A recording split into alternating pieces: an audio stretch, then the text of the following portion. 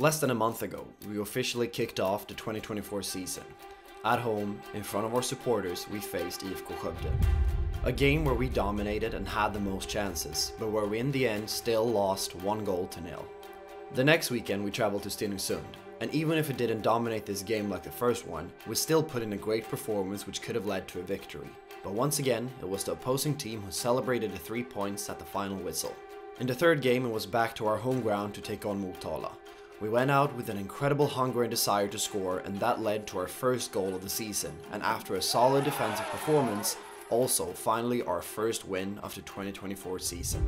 After these first few games, it was now time to head into the fourth game, which was arguably our biggest game of the season so far, the great Vänersborg Derby, between Vänersborgs IF and Vänersborgs FK.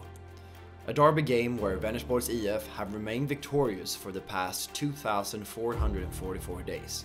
But where this time it was Vänersborgs FK that headed into the game as the favorites.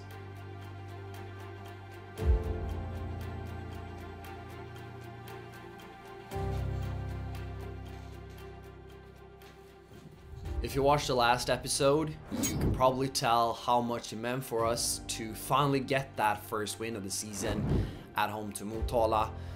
We played great in the first games, but we lacked the composure and we didn't create the clear-cut chances that we needed to get the goal. But against Motala we went out with such hunger and such desire to score. We got 3 chances in the opening 6 minutes, one of them led to our first goal of the season, which was great. But also during this game I felt more tired than I did in the first 2 games where I feel like I could run forever. In the first 2 games I ran on average 12 kilometers per game, but in this one I ran only 10, and it's still a good amount, but I didn't feel like I had the same endurance that I had in the first games, and I felt like something was maybe wrong. I don't know if it's a matter of not being used to the load. For the last 2 seasons I have mostly come in from the bench and I haven't had that many starts and 90-minute games in my legs. So maybe it's just a case of me having to adapt to this new load, but at the same time in pre-season I played a lot of minutes and it worked pretty fine. But yeah, in this third game I felt more tired than usual, and during the week leading up to the derby game I felt sluggish, I felt like I had no power in my legs, and I almost started to feel like I was going to get sick, which is not a good feeling to have ahead of the biggest game arguably of the season so far. And on Thursday, 2 days before the game, I felt incredibly sluggish.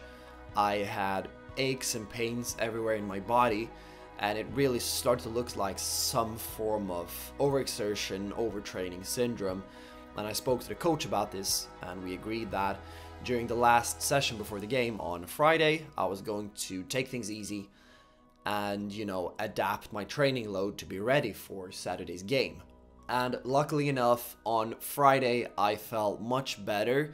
I still felt a bit tired, but the training was lighter, but I still felt a lot sharper. We did some rondos, we did some possession drills, some finishing, and that was about it. And during the finishing drill I felt really sharp, and now I had a great feeling heading into Saturday's game because I felt a lot lighter on my feet, I felt sharper, which was a good feeling before heading into the game. And on Saturday at 1 PM it was finally time to take on Vänersborgs FK in the biggest derby of them all. And since I came to the club in 2022, this was the first time for me personally to play in the Vänersborgs Derby. I've played against FC Trollhättan, I've played against Ljungskile and other teams close to Vänersborg, but not this game. And this game has a particular buzz around it that these other derbies can really compete with. It's the talk of the town, everyone wants to play in this game and everyone wants to come and see this game.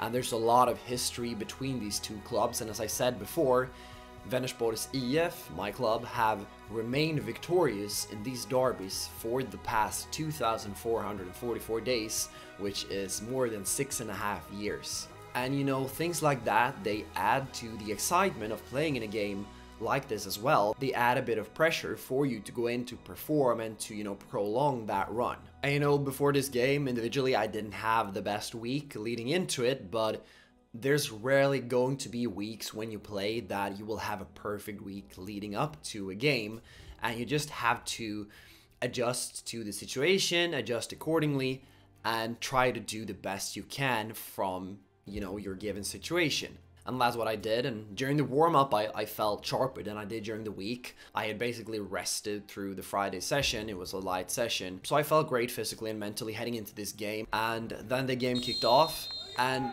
you know, besides the buzz surrounding the game, the fans, the history between the clubs, the rivalry, it was kind of a boring game to play in terms of just the football aspect. There weren't really any major chances at any end, and the game just flowed back and forth without any team really creating any clear-cut opportunities. There were some chances at both ends. Vänersborg's FK, they moved up the field pretty well, but they didn't get the ball into the box, and because of that they didn't really create any clear-cut opportunities. As for us, we had a few opportunities. I had 3 or 4 crosses, but I lacked the quality to put the ball into the right spaces, and if I had, maybe we could have gotten a goal out of that. But yeah, I lacked the quality in those crossing situations, and that is something that I have to bring with me going forward now, because there have been a few times in this first 4 games where I have been put in crossing situations, but the delivery hasn't been optimal, and if it had, we could have gotten 2, 3, maybe 4 goals from those situations throughout these 4 games. But as with any derby game, there will be duels, there will be tackles, and even if it wasn't the most violent game, it was still a game where there were tackles here and there. But yeah, in the first half, not much happened. Not many opportunities were created, and we went into the dressing room at halftime. We were pretty content with our first half performance. We were pretty solid defensively. They didn't really create anything. We didn't either though, so we spoke about maybe doing a bit better in the offensive play and how we were going to do that. And then we headed into the second half, and the game looked pretty much the same. We tweaked it slightly in our defensive approach, and we tried to pressure them a bit higher. And once again, they didn't really create any danger. They had a few opportunities, but none really came close. But it wasn't until the 81st minute of the game where the ball bounced around a bit in the middle of the field, and the ball falls to Valon, our striker. He's 35 meters away from goal. The ball bounces to him, he hits it on the volley, and it sails over the goalkeeper and into the roof of the net. And it was an incredible goal, and we couldn't really believe when the ball went in. It was a surreal feeling because we hadn't really had any major opportunities in the game. We had a few opportunities from the left wing. Yaya had a great shot from outside the box that went just by the far post, but we hadn't really had any opportunities, and this came like a lightning from heaven. And it was a surreal feeling when the ball sailed in, but you know, the rush of excitement going through your body at that moment when we all celebrated. And this was the 81st minute, and you know, it felt like we had the game. And straight after the goal, I was substituted off for a more defensive change and some fresh legs. Bear in mind that I didn't have the best week going into this game. I didn't know how long I was going to be able to play for at 100%, so this change was definitely needed. Get some fresh legs in, a defensive change, and to try to keep Vänersborg's FK from scoring. So, job done. As the match clock ticked on towards 90 minutes, we looked solid. We defended well. The referee signaled for an additional 5 minutes. With about 1 minute to go, FK had a chance, but they squandered it. 10 seconds left. 9, 8, 7. 94-53. 1-1. With 7 seconds to go, FK got the equalizing goal after having piled on the pressure for the last 10 minutes. We were unable to get the ball out of our own box, and they scored. After having fought so well for 94 minutes, the final result was decided in the last 7 seconds. In the end, this is football. One lapse of concentration can kill you. One thing is for sure though, the circus will be back, and we will as well.